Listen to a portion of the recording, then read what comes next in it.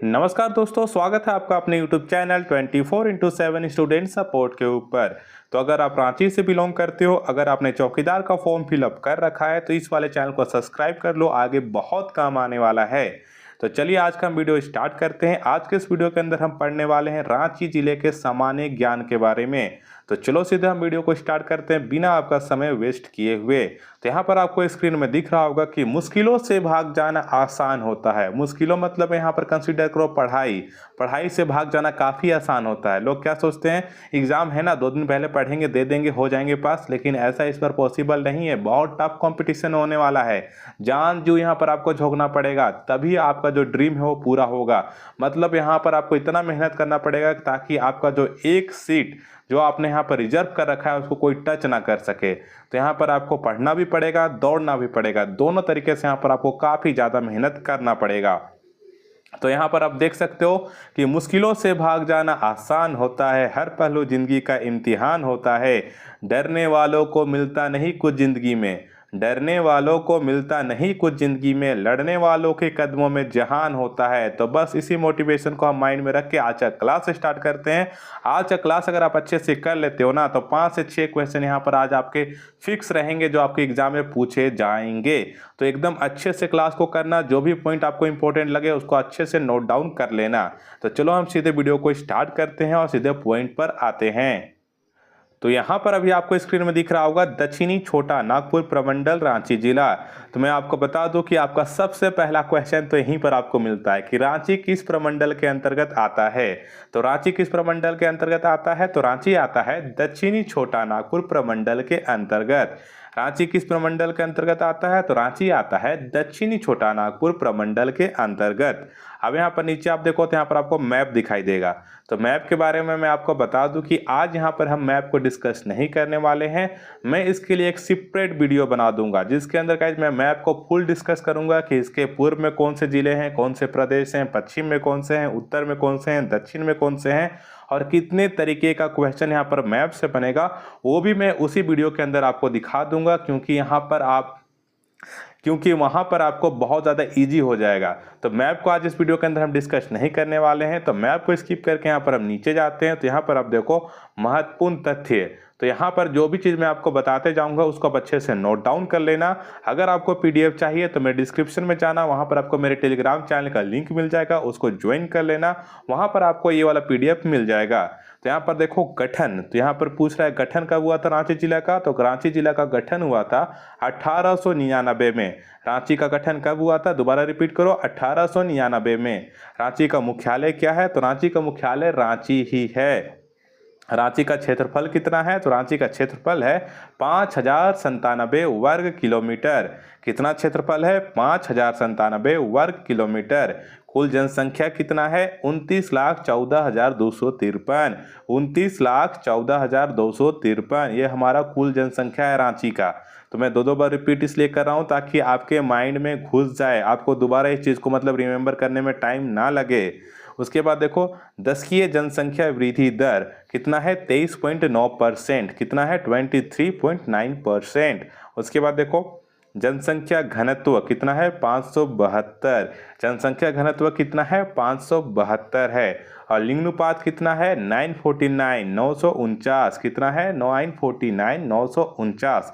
और यहीं पर अगर हम देखते हैं तो शिशु लिंगानुपात कितना है, 938।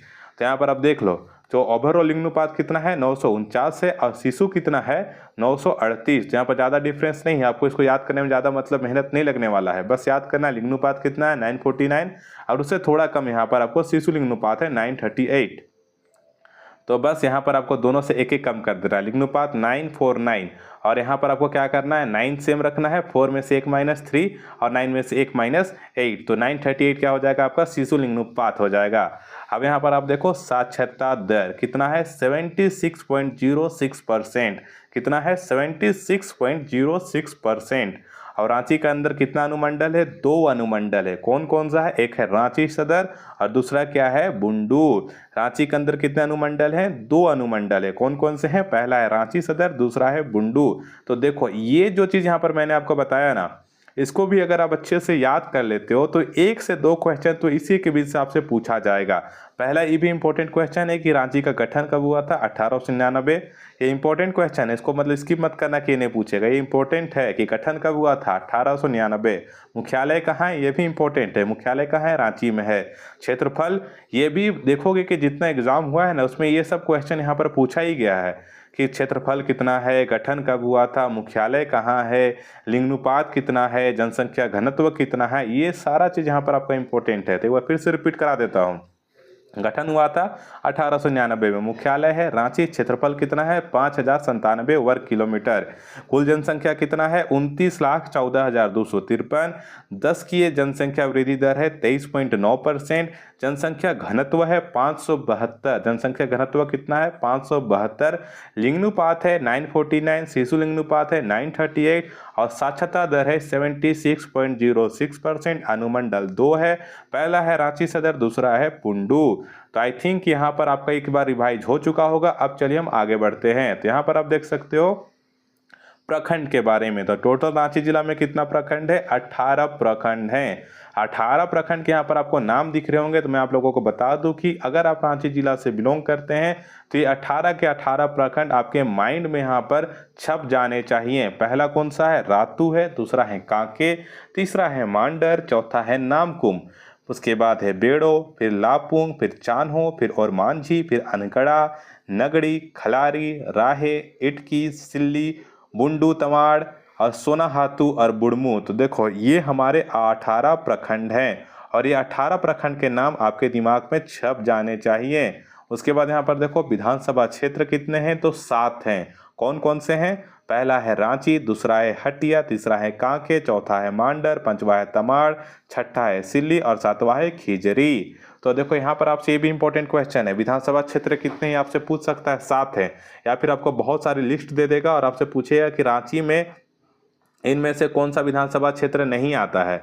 तो मतलब यहाँ पर दे देगा रांची, हटिया, कांके और यहाँ पर जो चौथा ऑप्शन रहेगा वो कुछ और चेंज कर देगा और बोलेगा कि इनमें से रांची का विधानसभा क्षेत्र कौन नहीं है। तो उसको आपको यहाँ पर अच्छे से याद करना पड़ेगा, तभी आप उसको आंसर कर पाओगे। जैसे यहाँ पर दे दिया रांची, हटिया, कांके दे दिया। अब मानो रांची का अगल बगल कोई चौथा ऑप्शन दे दिया और आपको लगेगा कि हाँ ये भी हो सकता है, सुना सुना लग रहा है, और वहीं पर आप कन्फ्यूज हो जाओगे। इसीलिए यहाँ पर आपको अच्छे से इसको याद कर लेना है कि 7 यहाँ पर आपका विधानसभा क्षेत्र है और कौन कौन से हैं। उसके बाद यहाँ पर देखो राष्ट्रीय राजमार्ग। तो यहाँ पर रांची में राष्ट्रीय राजमार्ग कौन कौन से हैं, पहला है 23, दूसरा है 33, तीसरा है 75। तो इसको भी याद करने में आपको ज़्यादा यहाँ पर ध्यान नहीं देना है। पहला है 23, दूसरा है 33। तो 23 से यहाँ पर 3 खत्म हो रहा है और फिर 3 से 3 चालू हो रहा है, 23 फिर 33 फिर 75। तो बस यही चीज़ आपको याद करना है कि 3 राष्ट्रीय राजमार्ग हैं, कौन कौन से हैं, 23 है, 33 है, 75 है। अब यहाँ पर देखो प्रमुख नदियाँ। तब हम बात करते हैं कि रांची के प्रमुख नदियाँ कौन कौन सी हैं। तो पहला है स्वर्णरेखा, दूसरा है दक्षिणी कोयल, तीसरा है शंख और चौथा है हरमू नदी। तो 4 यहाँ पर प्रमुख नदियाँ हैं रांची की। कौन कौन सा, फिर से रिपीट कर देता हूँ, स्वर्णरेखा, दूसरा है दक्षिणी कोयल, तीसरा है शंख और चौथा है हरमू नदी। अब यहाँ पर हम बात करते हैं प्रमुख खनिज के बारे में। तो यहाँ पर आप देख सकते हो कि रांची में प्रमुख खनिज कौन कौन से हैं। पहला है कोयला, दूसरा है चूना पत्थर, तीसरा है फायर क्ले, चौथा है ग्रेनाइट, पांचवा है चाइना क्ले, उसके बाद है जस्ता, उसके बाद है टीन, उसके बाद है एस्बेस्टस, उसके बाद है थोरियम, उसके बाद है इल्मेनाइट। तो ये यहाँ पर के प्रमुख खनिज हैं। उसके बाद देखो प्रमुख उद्योग के बारे में। तो यहाँ पर है heavy engineering corporation limited Ranchi, दूसरा है इंडियन एल्युमिनियम कंपनी लिमिटेड मुरी, तीसरा है एससीसी सीमेंट लिमिटेड खलारी, चौथा है उषा मार्टिन कंपनी नामकुन और यहाँ पर पांचवा है garden rich ship builders and engineering limited. तो यहाँ पर देखो प्रमुख उद्योग कौन कौन से हैं। पहला है हेवी इंजीनियरिंग कारपोरेशन लिमिटेड, कहाँ है, रांची में है। ये आपसे पूछ सकता है कि हेवी इंजीनियरिंग कारपोरेशन लिमिटेड कहाँ स्थित है, तो ये कहाँ पर स्थित है, रांची में। इंडियन एल्युमिनियम कंपनी लिमिटेड कहाँ स्थित है, तो यह है मुरी में। एससीसी सीमेंट लिमिटेड कहाँ है, यह है खलारी में। उषा मार्टिन कंपनी कहाँ है, तो यह है नामकुम में। और garden rich ship builders and engineering limited ये कहाँ है, तो ये भी रांची में होगा। इसका भी परफेक्ट यहाँ पर नहीं दिया गया है, तो लेकिन ये रांची में ही होगा। उसके बाद यहाँ पर देखो प्रमुख पर्यटक स्थल। तो यहाँ पर देखो पहला है हुंड्रू जलप्रपात, उसके बाद कौन सा है, जोन्हा जलप्रपात। तो यहाँ पर देखोगे ब्रैकेट में गौतम धारा लिखा हुआ है, तो जो जोन्हा है उसी को हम लोग गौतम धारा के नाम से भी जानते हैं। तो यहाँ पर पहला कौन सा हो गया, हुंड्रू जलप्रपात, दूसरा कौन सा हो गया, जोन्हा जलप्रपात, तीसरा कौन सा हो गया, दस्सम जलप्रपात, और चौथा कौन सा हो गया, सीता जलप्रपात। तो यहाँ पर 4 जलप्रपात की बात हुई है। पहला हो गया आपका हुंड्रू जलप्रपात, दूसरा हो गया जोन्हा जलप्रपात, तीसरा हो गया दस्सम जलप्रपात, और चौथा क्या हो गया, सीता जलप्रपात। अब यहाँ पर देखो टैगोर हिल मोराबादी पहाड़ी, तो यहाँ पर टैगोर हिल जो मोराबादी पहाड़ी पर है वो भी यहाँ पर प्रमुख पर्यटक स्थल के अंतर्गत आता है। उसके बाद देखो पहाड़ी मंदिर, अब हम मंदिर की बात करें, उसके बाद देखो पहाड़ी मंदिर, जगन्नाथपुर मंदिर, ये भी यहाँ पर प्रमुख पर्यटक स्थल में आता है। ये मतलब प्रमुख है, ऐसा नहीं कह सकते बस इतना ही है, ये प्रमुख है, मतलब इसी से ज़्यादा क्वेश्चन यहाँ पर पूछा जा सकता है, या फिर इसी को यहाँ पर ज़्यादा मतलब यूज में आता है रांची के अंदर इसका नाम, इसीलिए प्रमुख के अंतर्गत आता है, और इसी में बहुत ज़्यादा भीड़ भाड़ भी रहता है। पहला हो गया पहाड़ी मंदिर, दूसरा हो गया जगन्नाथपुर मंदिर। उसके बाद यहाँ पर देखो बिरसा जैविक उद्यान और मांझी में है। उसके बाद देखो मैक्लूसीगंज, मैक्लूसीगंज के अंदर यहाँ पर एंग्लो इंडियन रहते हैं, एंग्लो इंडियन कहते हैं।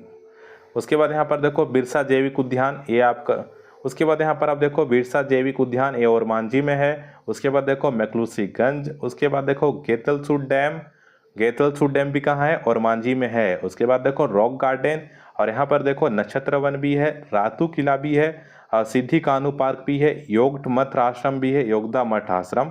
उसके बाद पिठोरिया भी है। पिठोरिया के बाद देखो पहाड़ के ऊपर कुआं, तो पिठोरिया में क्या है, पहाड़ के ऊपर कुआं है, इसीलिए उसका नाम भी लगता है पिठोरिया रखाया गया होगा। तो प्रमुख पर्यटन स्थल यहाँ पर देख सकते हो कौन कौन से हैं, फिर से बता दो, हुंड्रू जलप्रपात, जोन्हा जलप्रपात, दसम जलप्रपात, सीता जलप्रपात, 4 हो गए। उसके बाद देखो टैगोर हिल मोराबादी पहाड़ी में है। उसके बाद देखो पहाड़ी मंदिर, जगन्नाथ मंदिर। उसके बाद देखो बिरसा जैविक उद्यान और मांझी में है। मैक्लूसीगंज हो गया, गेतलसूट डैम ये भी और मांझी में है। गेतलसूट डैम कहाँ स्थित है, अगर आपसे पूछ दे तो आपको यहाँ पर आंसर करना है और मांझी। रॉक गार्डन उसके बाद हो गया घूमने का जगह, नक्षत्र वन हो गया, रातू किला हो गया, सिद्धू कानू पार्क हो गया, योगदा मठ आश्रम हो गया, पिठोरिया हो गया। अब यहाँ पर हम नीचे देखते हैं टैगोर हिल और टैगोर पहाड़ी के बारे में। तो इसके अंदर से भी यहाँ पर बहुत सारे क्वेश्चन बनते हैं और ये सारे इंपॉर्टेंट है आपके लिए। जो भी रांची जिला के अंतर्गत कुछ भी फेमस है उसको भी यहाँ पर आपको रीड करना पड़ेगा, ताकि अगर उससे भी क्वेश्चन पूछे तो यहाँ पर आप उसका आंसर कर दो और आपका 1 नंबर एक्स्ट्रा आ जाए और आप कंपटीशन से मतलब एक कदम आगे चलो। तो अच्छे से पढ़ना, ध्यान से पढ़ना, जो भी इंपॉर्टेंट लग रहा है उसको नोट डाउन कर लेना। अगर आपको पीडीएफ चाहिए तो मैं फिर से बता दूं कि मेरे टेलीग्राम चैनल से ज्वाइन कर लेना, लिंक डिस्क्रिप्शन में है, वहां पर मैं इस वाले पीडीएफ को शेयर कर दूंगा ताकि आप वहां से भी इसको रिवाइज कर सकते हो। तो चलो यहाँ पर देखो, यह पहाड़ी रांची के पश्चिमी भाग में स्थित है। टैगोर हिल कहाँ है, ये रांची के पश्चिमी भाग में स्थित है। उसके बाद देखो इस पहाड़ी पर गुरुदेव रविंद्रनाथ टैगोर के बड़े भाई ज्योतिन्द्रनाथ टैगोर की समाधि निर्मित है। तो टैगोर हिल में क्या निर्मित है, तो रविंद्रनाथ टैगोर के बड़े भाई ज्योतिन्द्रनाथ टैगोर की समाधि निर्मित है। उसके बाद देखो ज्योतिन्द्रनाथ टैगोर 1 अक्टूबर 1908 को शांति की खोज में रांची आए तथा 4 मार्च 1925 को अपने देहांत तक रांची स्थित टैगोर हिल पर ही रहे। उनका अंतिम संस्कार हरमू घाट पर किया गया था। तो ये चीज़ यहाँ पर इंपॉर्टेंट है, इसको आप नोट डाउन कर लेना कि ज्योतिन्द्रनाथ जो टैगोर थे वो 1 अक्टूबर 1908 को यहाँ पर आए थे रांची में। क्यों आए थे, शांति की खोज में आए थे। और 4 मार्च 1925 को उनका देहांत हो गया था और उनका अंतिम संस्कार हरमू घाट पर किया गया था। तो इसको आप अच्छे से नोट डाउन कर लेना, क्योंकि एक चीज़ आपसे पूछ सकता है कि कब, कहाँ हुआ था, क्या हुआ था, कैसे हुआ था। तो 1 अक्टूबर 1908 को शांति की खोज में रांची आए थे। 4 मार्च 1925 को अपने देहांत तक रांची स्थित टैगोर हिल पर ही रहे थे और उनका अंतिम संस्कार कहाँ हुआ था, हरमू घाट पर किया गया था। अब उसके बाद यहाँ पर नीचे पॉइंट में देखो कि ज्योतिन्द्रनाथ टैगोर से पूर्व कैप्टन A.R. ओस्ली ने इस पहाड़ी पर रहने हेतु 1842 में एक रेस्ट हाउस बनवाया था। 1848 ईस्वी में उनके भाई द्वारा इस रेस्ट हाउस में आत्महत्या कर लेने के बाद उन्होंने इस पहाड़ी पर आना बंद कर दिया। तो देखो ये जो हमारे गुरुदेव रविंद्रनाथ टैगोर के बड़े भाई थे ज्योतिन्द्रनाथ टैगोर, उनसे पहले यहाँ पर कैप्टन A.R. ओस्ली रहा करते थे। इन्होंने 1842 में यहाँ पर एक रेस्ट हाउस बनवाया था, लेकिन फिर क्या हुआ कि 1848 में उनके भाई द्वारा रेस्ट हाउस में आत्महत्या कर ली गई। उसके बाद क्या हुआ कि कैप्टन AR ओसली यहाँ आना बंद कर दिए। तो ये क्या हुआ कि ज्योतिर्नाथ से पहले अगर आपसे पूछ दे कि पहले कौन आते थे 1842 में, किन्होंने यहाँ पर रेस्ट हाउस बनवाया था, तो उसका आंसर हो जाएगा कैप्टन AR ओसली। और यहाँ पर ज्योतिर्नाथ टैगोर कब आए थे? ये आए थे 1 अक्टूबर 1908 में। और यहाँ पर देखो कि कब यहाँ पर कैप्टन का कहानी है 1842, तो कितना ज़्यादा गैपिंग है। उसके बाद यहाँ पर देखो कि ज्योतिन्द्रनाथ टैगोर ने यहाँ के जमींदार हरिहर नाथ सिंह से 290 रुपये वार्षिक भाड़े पर इसे लेकर रेस्ट हाउस की मरम्मत कराई तथा यहीं रहने लगे। तो ये भी आपका एक इम्पोर्टेंट क्वेश्चन बनता है कि ज्योतिन्द्रनाथ टैगोर ने यहाँ के जमींदार, तो आपको जमींदार का नाम पूछ सकता है, कौन जमींदार और कितना वार्षिक रुपए से। जैसे यहाँ पर आपसे पूछ सकता है कि ज्योतिन्द्रनाथ टैगोर ने किस जमींदार से ये भाड़े पर रेस्ट हाउस को भाड़े पर लिया था, तो यहाँ पर आपको नाम याद करना पड़ेगा कि हरिहर नाथ सिंह से 290 रुपये वार्षिक भाड़े पर इसको रेस्ट हाउस को लिया था। उसके बाद इसकी मरम्मत भी करवाई थी। उसके बाद यहाँ पर देखो कि ज्योतिन्द्रनाथ टैगोर ने ही इस पहाड़ी पर चढ़ने हेतु सीढ़ियाँ, तोरण द्वार तथा पहाड़ी के चोटी पर ध्यान करने हेतु एक खुले मंडप का निर्माण करवाया था। तो जितना भी निर्माण हुआ था सीढ़ी का, तोरण द्वार का, पहाड़ी के चोटी पर ध्यान करने हेतु एक खुले मंडप का, तो इसका निर्माण किसने करवाया था? तो इसका निर्माण कराया था ज्योतिन्द्रनाथ टैगोर ने। उसके बाद नीचे यहाँ पर देखो कि ज्योतिन्द्रनाथ टैगोर ने पहाड़ी से पर पूर्व से निर्मित मकान का नाम शांतालय रखा तथा पहाड़ी के नीचे एक नया मकान बनवाया जिसका नाम सत्यधाम रखा। तो ज्योतिन्द्रनाथ टैगोर ने क्या किया कि पहाड़ी के पूर्व से निर्मित मकान जो वहाँ पर रेस्ट हाउस था उसका नाम क्या रख दिया? शांतालय। और वहाँ पर किसकी खोज में रांची आए थे? वो शांति के खोज में रांची आए थे।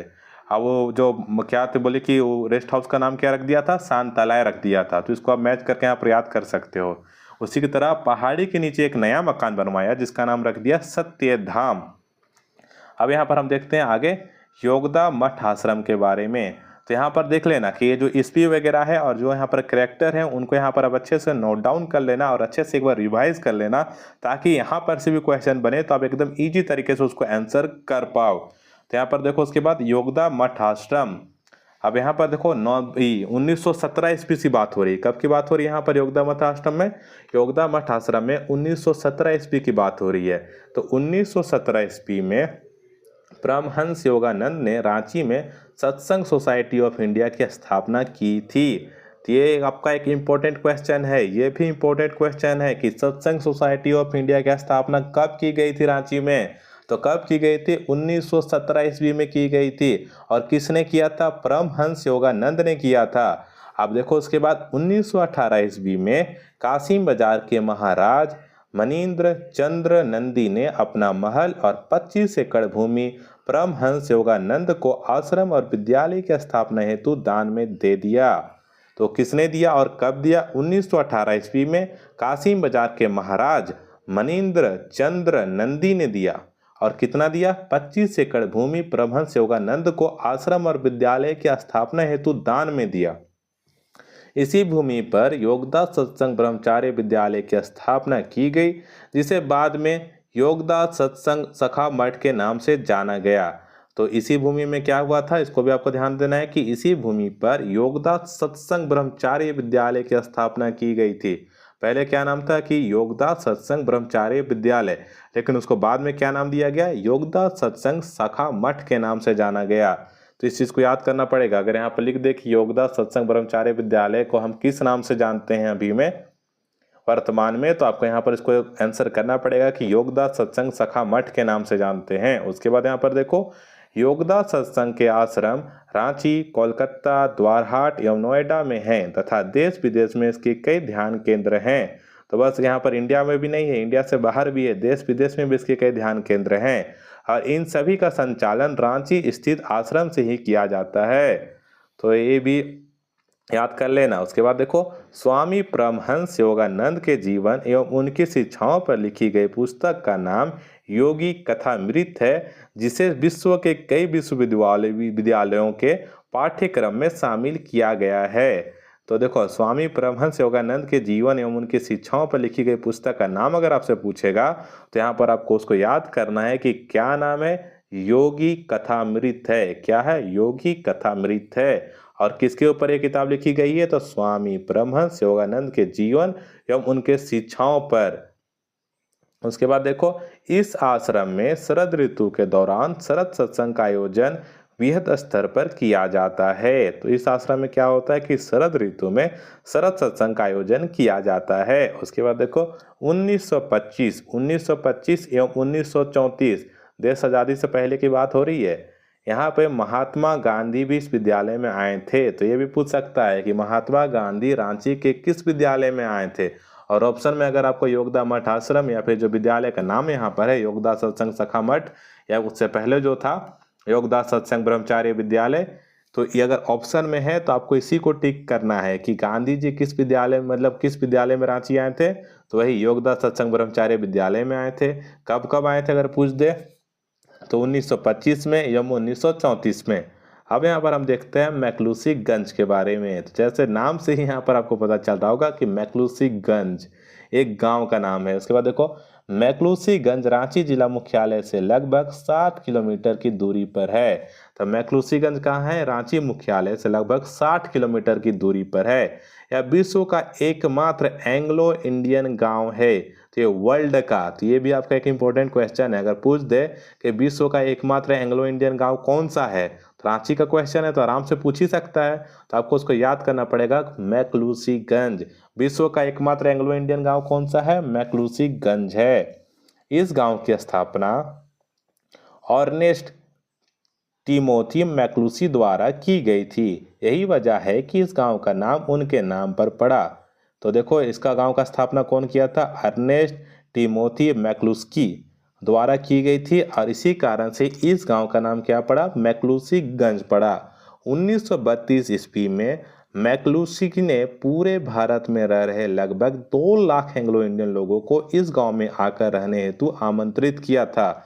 तो 1932 में मैक्लूस्की ने क्या किया था कि पूरे भारत में, ऑल इंडिया में जितने भी एंग्लो इंडियन रह रहे थे करीब 2 लाख के करीब, उनको इस गांव में आकर रहने के लिए आमंत्रित किया था। इस गांव में लगभग 300 लोग आकर बसे थे। तो उसके बाद क्या हुआ था कि मतलब सबको आमंत्रित किए कि हाँ 2 लाख जितने भी एंग्लो इंडियन हैं आप लोग आइए और इस गांव में आकर रहिए। उसके बाद क्या हुआ था कि उस समय से 300 लोग आकर यहाँ पर बस गए थे, परंतु द्वितीय विश्व युद्ध के बाद अधिकतर परिवार यहाँ से विदेश चले गए तथा मात्र 20 परिवार ही यहाँ बचे गए। तो देखो क्या हुआ था कि 1932 में जो यहाँ पर मैक्लूस्की थे और पूरे भारत में जितने भी एंग्लो इंडियन रह रहे थे करीब 2 लाख के बराबर, उनको इस गांव में आकर रहने के लिए आमंत्रित किए थे। लेकिन उनका आमंत्रण से क्या हुआ कि 300 लोग आकर इस गाँव में बसे। फिर क्या हुआ कि सेकेंड वर्ल्ड वार हुआ, द्वितीय विश्व युद्ध हुआ। उसके बाद क्या हुआ कि यहाँ पर से जितने भी परिवार बचे थे सब यहाँ पर से विदेश चले गए और मात्र 20 परिवार यहाँ पर रहने के लिए बच गए। अब आगे देखो, मैक्लूस्की ने 1993 ईस्वी में, मैक्लूस्की ने 1933, 93 नहीं, सॉरी गलती हो गया था। मैक्लूस्की ने 1933 ईस्वी में कॉलोनाइजेशन सोसाइटी ऑफ इंडिया का गठन किया था। तो कॉलोनाइजेशन सोसाइटी ऑफ इंडिया का गठन कब हुआ था? 1933 में हुआ था। किसके द्वारा किया गया था? मैक्लूस्की के द्वारा किया गया था। कब किया गया था? फिर से याद करना, 1933 में किया गया था। और किसका गठन किया गया था? कॉलोनाइजेशन सोसाइटी ऑफ इंडिया का गठन किया गया था तथा रातू महाराज से एक समझौते के तहत 10,000 एकड़ जमीन मैक्लूस्की गंज गांव की स्थापना हेतु प्राप्त किया था। तो रातू महाराज से कितना जमीन इन्होंने मैक्लूस्की गंज की स्थापना हेतु प्राप्त किया था? 10,000 एकड़, थोड़ा मोड़ा नहीं, 10,000 एकड़ प्राप्त किया था। उसके बाद यहाँ पर नीचे देखो कि नीचे यहाँ पर आपको प्रमुख धार्मिक स्थल के बारे में अब हम आपको बता रहे हैं। तो प्रमुख धार्मिक स्थल कौन कौन सा है? एक है सूर्य मंदिर, दूसरा है देवड़ी मंदिर, तीसरा है पहाड़ी मंदिर और चौथा है जगन्नाथपुर मंदिर। तो ये पहाड़ी मंदिर और जगन्नाथपुर मंदिर क्या है? प्रमुख पर्यटक स्थल के अंतर्गत भी आता है, क्योंकि यहाँ पर बहुत ज़्यादा लोग जाते हैं घूमने, देखने और यहाँ पर भगवान के दर्शन करने। तो यहाँ पर प्रमुख धार्मिक स्थल में कौन कौन से हैं? 4 हैं। कौन कौन से हैं? सूर्य मंदिर है, देवड़ी मंदिर है, पहाड़ी मंदिर है और जगन्नाथपुर मंदिर है। अब यहाँ पर हम बात करते हैं प्रमुख शैक्षणिक संस्था के बारे में। तो देखो ये ज़्यादा इम्पोर्टेंट नहीं है, फिर भी यहाँ पर मैं आपको एक बार पढ़ा देता हूँ, अच्छे से इसको आप माइंड में कैप्चर कर लेना। तो यहाँ पर कौन कौन से हैं प्रमुख शैक्षणिक संस्था? यहाँ पर है रांची विश्वविद्यालय, उसके बाद है डॉक्टर श्यामा प्रसाद मुखर्जी विश्वविद्यालय, उसके बाद है बिरसा कृषि विश्वविद्यालय, उसके बाद है केंद्रीय विश्वविद्यालय बॉम्बे। उसके बाद कौन सा है, राष्ट्रीय विधि अध्ययन एवं अनुसंधान विश्वविद्यालय।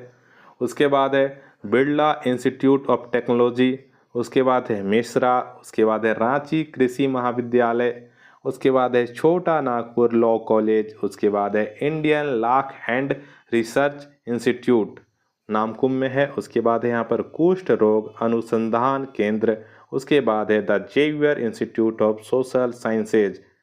उसके बाद है भारतीय विधि माप विज्ञान संस्थान। उसके बाद है रांची आयुर्विज्ञान संस्थान। उसके बाद है रिनपास। फिर है श्री कृष्ण लोक प्रशासन प्रशिक्षण संस्थान। उसके बाद है झारखंड न्यायिक अकादमी। उसके बाद है रक्षा शक्ति विश्वविद्यालय। उसके बाद है भारतीय प्रबंधन संस्थान IIM। बाप रे बाप, इतने प्रमुख शैक्षणिक स्थान है रांची में। उसके बाद यहाँ पर देखो नीचे महत्वपूर्ण तथ्य हैं। तो महत्वपूर्ण तथ्य में क्या है कि जो हम ऊपर पढ़ चुके हैं बस वही है, थोड़ा सा यहाँ पर उसको बायफॉर्गेट कर दिया गया है। जैसे यहाँ पर देखो सर्वाधिक साक्षरता दर कहाँ पर है, रांची में है। कितना है, 76.06%, जिसमें पुरुषों का कितना है 84.26%, कितना है 84.26% किसका है, पुरुषों का है। और महिलाओं का कितना है 67.44%। तो यहाँ पर देख सकते हो कि पुरुषों का कितना है 84.26%, क्या है साक्षरता दर की बात कर रहे हैं यहाँ पर। और महिलाओं की कितना है 67.44% और ओवरऑल कितना है 76.06%। तो यहाँ पर आपको मेन तो ओवरऑल याद करना है, लेकिन यहाँ पर पुरुष और महिला का भी अगर पूछ सकता है, क्योंकि क्वेश्चन बनाने वाला का माइंड में क्या चल रहा है कोई नहीं जान सकता है। तो बस याद कर लेना कि ओवरऑल हमारा कितना है 76.06%, पुरुषों का है 84.26%, इसी तरह महिला का है 67.44%। और विधानसभा क्षेत्र कितना है 7 है। और यहाँ पर देखो कि संयुक्त बिहार की ग्रीष्मकालीन राजधानी उपनाम क्या है, झरनों का शहर। तो रांची क्या था, संयुक्त बिहार की ग्रीष्मकालीन का राजधानी था और इसका उपनाम में हम लोग झरनों का शहर से भी इसको जानते थे। उसके बाद देखो HEC के साथ साथ CCL और सेल का मुख्यालय भी अवस्थित है। तो रांची में क्या है कि HEC के साथ साथ CCL कोलफील्ड का और सेल का मुख्यालय भी कहाँ स्थित है, रांची में ही स्थित है। उसके बाद यहाँ पर आप देखो अन्य विवरण में क्या दिया है कि एक मान्यता के अनुसार रांची का नामकरण आर्ची वन के जंगल से किया गया। तो आर्ची का क्या मतलब होता है, वन के जंगल। तो इससे क्या किया गया था, एक मान्यता के अनुसार हम मानते हैं कि रांची का नामकरण आर्ची वन के जंगल से किया गया था। आर्ची का मतलब होता है वन के जंगल। और उसके बाद देखो दूसरा क्या है कि शरत चंद्र राय के अनुसार रांची का नाम एक मुंडारी शब्द रांची छोटी छड़ी के नाम पर किया गया था। तो शरत चंद्र राय के अनुसार क्या है कि रांची का नाम कैसे रांची पड़ा, एक मुंडारी शब्द रांची जिसका अर्थ होता है छोटी छड़ी, उसके नाम पर यहाँ पर इसका नाम रांची पड़ा। अब यहाँ पर देखो कि और क्या लोग कहते हैं कि एक लोक कथा। अब लोक कथा अगर आप CGL वगैरह का तैयारी कर रहे हो, नागपुरी लिए होगे तो आपको पता होगा कि लोक कथा क्या होता है। तो एक लोक कथा के अनुसार रांची का नामकरण पहाड़ी मंदिर क्षेत्र में पाए जाने वाले पंछी रीची के नाम पर किया गया। तो कैसे किया गया कि पहाड़ी मंदिर के क्षेत्र में पाया जाने वाला पंछी, उसका नाम क्या था, रीची, उसके नाम पर इसको कहा जा रहा है कि रांची नाम किया गया। तो पहाड़ी मंदिर को प्राचीन काल में रीची बुरु के नाम से जाना जाता था। तो एक चीज को नोट डाउन कर लेना कि रीची बुरु के नाम से किसको जाना जाता था, अगर आपसे पूछ दिया तो उसका आंसर क्या होगा, पहाड़ी मंदिर। उसके बाद देखो नीचे 1833 ईस्वी में कैप्टन विल्केसन ने दक्षिणी पश्चिमी सीमा की राजधानी किशुनपुर में स्थापित की, जिसका नाम बाद में रांची हो गया। तो हिस्ट्री के हिसाब से क्या है कि 1833 ईस्वी में कैप्टन विलिंगसन ने क्या किया था कि दक्षिणी पश्चिमी सीमा की राजधानी किशुनपुर में स्थापित की थी। तो रांची का अगर हम देखेंगे पुराना नाम तो क्या हो जाएगा, किशुनपुर, और उसी का नाम बाद में क्या हुआ कि रांची पड़ गया। तो आज हम यहाँ पर पढ़ेगा इस रांची का सामान्य ज्ञान। तो आई होप कि आपको वीडियो अच्छा लगा होगा। वीडियो अच्छा लगा तो वीडियो को लाइक कर देना, अपने दोस्तों के साथ शेयर कर देना और अपने स्टडी ग्रुप में भी शेयर कर देना। और अगर हमारे चैनल पर पहली बार आए हो तो चैनल को सब्सक्राइब करके हमें सपोर्ट करना, ताकि हम आपके लिए ऐसे वीडियो बनाते रहें। और अगर आपको PDF चाहिए तो मैंने बताया डिस्क्रिप्शन ओपन करो, मेरे टेलीग्राम को ज्वाइन करो, वहाँ पर आपको ये PDF मिल जाएगा। तो चलो मिलते हैं आपको अपने नेक्स्ट वीडियो में, तब तक के लिए जय भारत, जय